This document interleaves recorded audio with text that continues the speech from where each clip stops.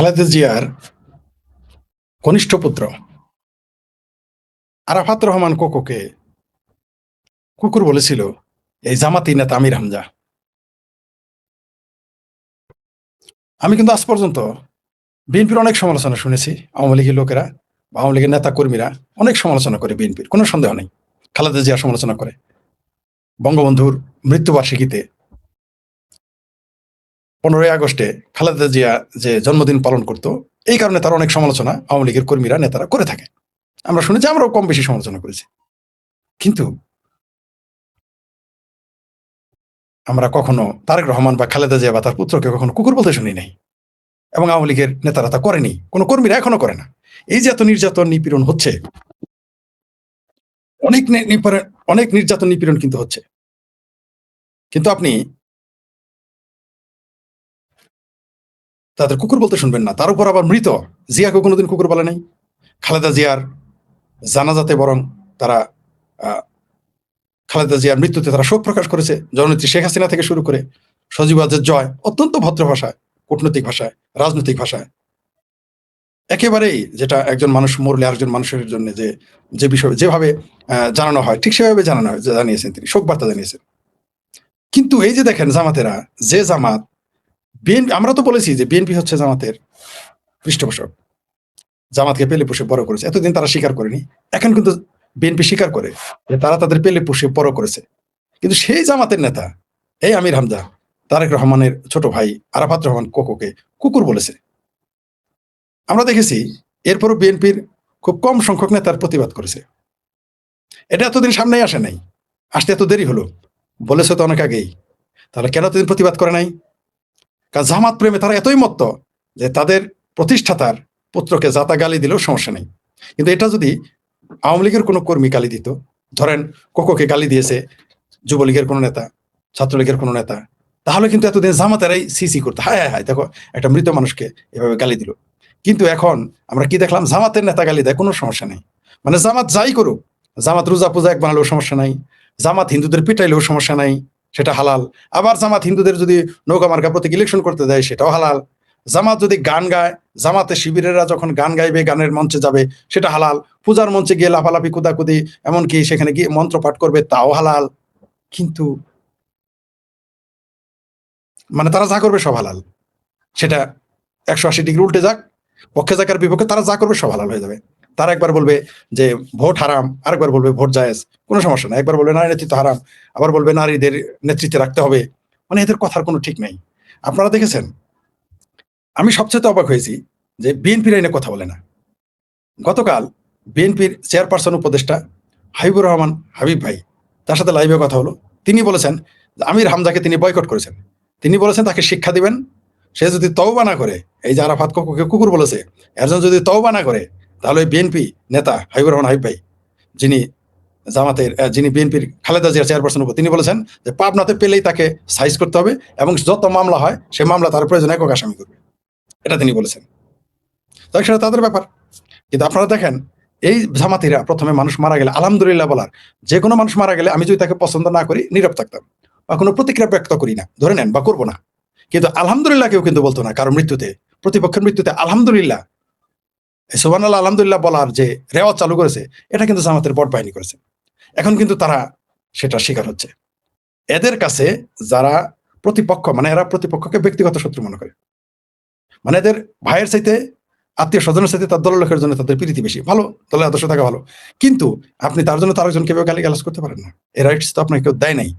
কিন্তু জামাতেরা কখনো বসে থাকে না। এরা যে পাতে খাবে সেই পাতেই থুতু দেবে। এরা এরা পরগাছার মতো, যে গাছে উঠবে ওই গাছটাকে ধ্বংস করবে। এরা বিএনপির পেছনে লেগে গেছে। ইদানিং তো দেখতেছেন, কখনো চরমনাইকে দিয়ে বিএনপি গালি দেয়, আবার নিজেরাও বলে যে বিএনপি সাদাবাজ, সিএনজি স্টেশন দখল করার দল।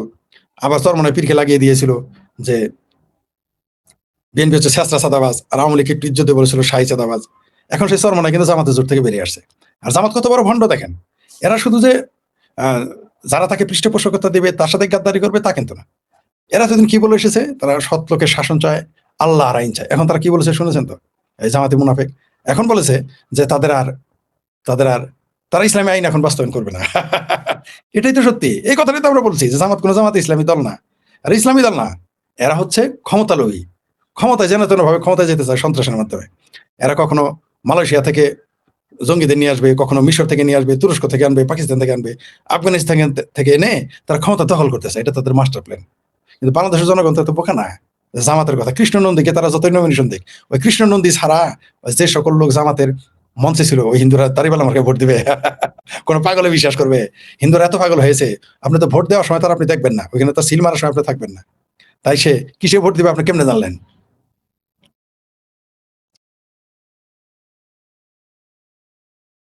আমির হামজার ওয়াজ, একজন লিখেছেন আমির হামজার ওয়াজ ব্যবসা নির্বাচনের জন্য আপাতত বন্ধ, বিনোদন থেকে দূরে আছি। ঠিকই বলছেন। হ্যাঁ, আরেকজন লিখেছেন কি মিন্টু জামান, গুড মর্নিং শেখ ফরিদ ভাই, thank you my dear brother, thank you very much. হ্যাঁ, যেটা বলতেছিলাম,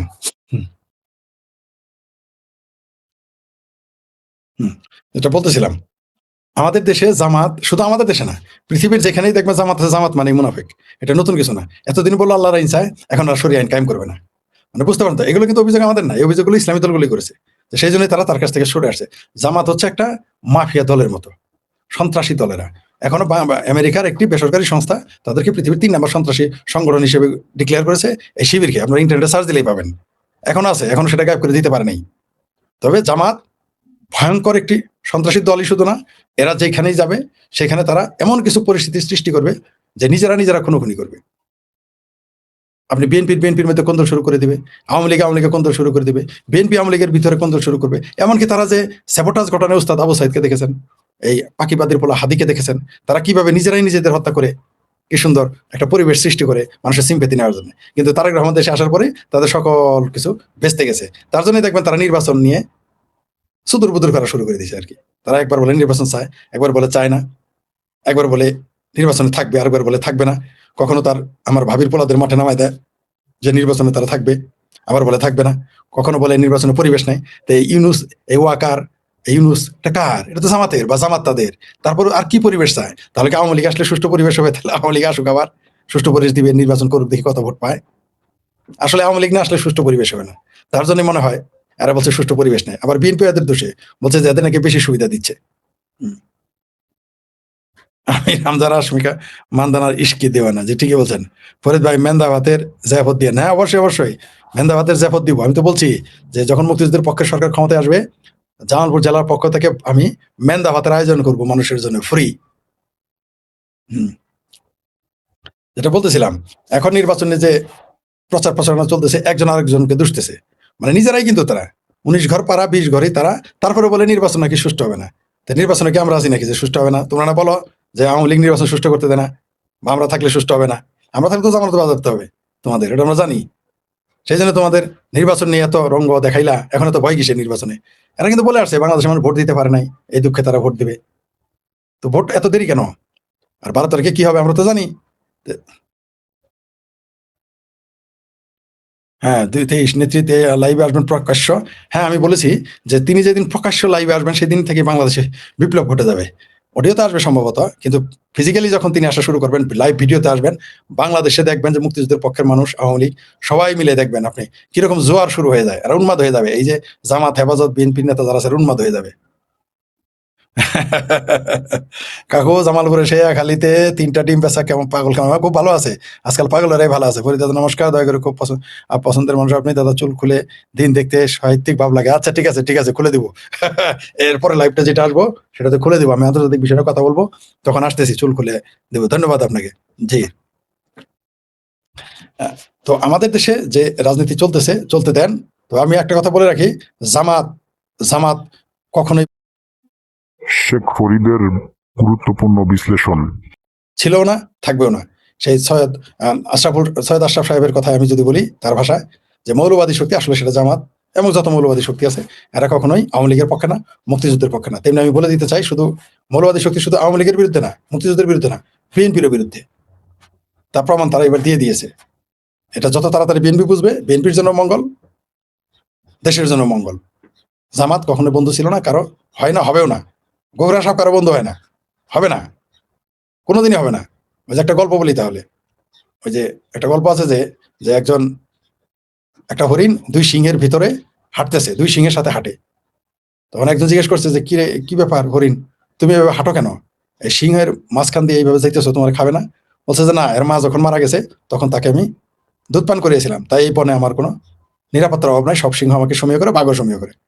এই গল্পটা শুনে এই কথাটা শুনে ফেলে টিয়া। টিয়া এই কথা শোনার পরে চিন্তা করলো যে উপকার করলেই যখন কাজ হয়, তাহলে আমি উপকার করবো আজ থেকে। স্বাভাবিক, উপকার করলে যদি কাজ হয় তাহলে তো আপনার উপকার করবেন, তাই না? মানুষ মনে রাখে। তো টিয়া পাখি দেখে যে এক সাপের মাথায় কাঁটা বিচ্ছে, তো গিয়ে টিয়া ওই গোখরা সাপের মাথা থেকে কাঁটা সরায় দেয়, তারপরে তার সবল মারে। তখন ওই ব্যক্তি বলছে যে কি ব্যাপার, যে ব্যক্তিটা ওই যে হরিণকে জিরতে সে সামনে ছিল। আসলে দেখলো গল্প মানুষকে উপস্থাপন করে, মানুষকে জ্ঞান দেয়, উপদেশ দেয়, মূল ঘটনা বোঝানোর জন্য। তখন টিয়ার বলে, কিরে তুই সাপে তোর সবল দিল কেন? ভাই তুমি যে ওই দিন হরিণের জিজ্ঞেস করলা যে তুই কিভাবে সিংহের সাথে ঘোরাস, সিংহের সাথে বেড়াস, তো তোমার যখন গল্প বললো যে সিংহের যখন বাচ্চা ছিল, ওর মা মারা গেছিল, দুধ দিছিল, তাই তো এখন সে বনের রাজার মা হিসেবে সে চলাফেরা করে। তো আমি চিন্তা করলাম যে সাপের মাথায় কাটা বিচ্ছে একটু সরাই দেই, তাহলে সাপও আমার প্রতি কৃতজ্ঞ থাকবে, পরিবেশ, বনের লোকজন, আমার বনের যারা আছে তারা আমার ভালোবাসবে, সম্মান করবে। কিন্তু এতে আমার সবল মারছে।